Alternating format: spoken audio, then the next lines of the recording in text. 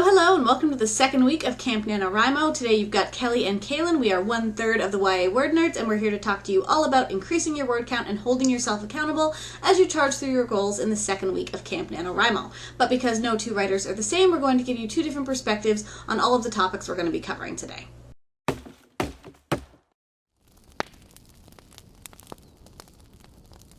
So I'm Kelly Sheridan. I write and publish YA books, I work in publishing, and I spend way too much time thinking about how to increase my word count because I'm always trying to be super productive and get the most out of my writing time, but sometimes it goes horribly, horribly wrong. Hey guys, I'm Kaitlin Morgan, writer of young adult science fiction and horror. Other than Nano, I'm not really focused on my word count on a day-to-day basis. I'm a huge advocate for writing every day, so as long as I get something written every day, I'm a happy camper.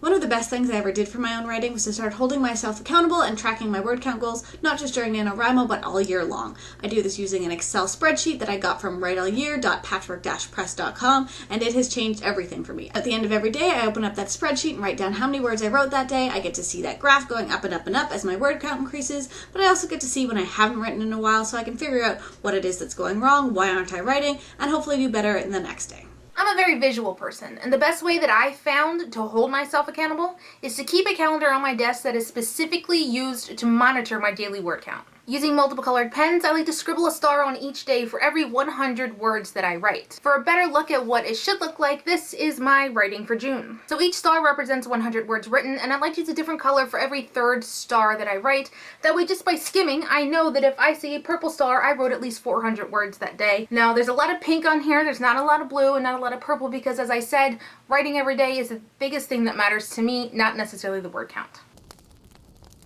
There's something about writing and knowing that all across the world there are so many other people writing at the exact same time as you are with the same end goal in mind.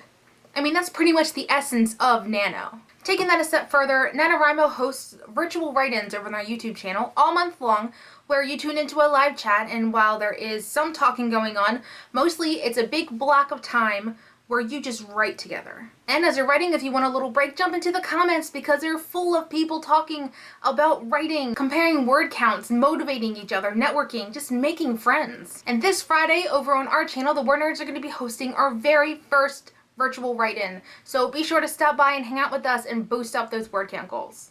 Another great way to hold yourself accountable and increase your word count is to participate in word sprints on places like Twitter. Someone will host a sprint setting a start and stop time, and then everyone who's participating will write during that time and then check in with how they did at the end. Not only is there a sense of fun and community, but you're also challenging yourself to get as many words out on the page as you can during that time, and then the more sprints you do, you get to see your word count go up and up and up.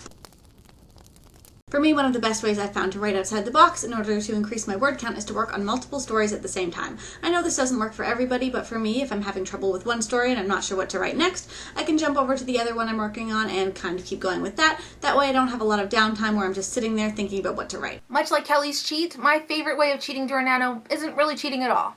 I am a hardcore plotter, so before I start a project, I know pretty much everything that's going to happen. Now, I'm a usually write-in-order kind of girl, but if I find myself stuck at an earlier point in the book, then I just skip over what's holding me back into a scene that I know I want to write. When it comes to Nano, at the end of the month, it's quantity over quality, which sounds bad, but you have the entire rest of the year to edit and polish and connect the dots between the missing pieces.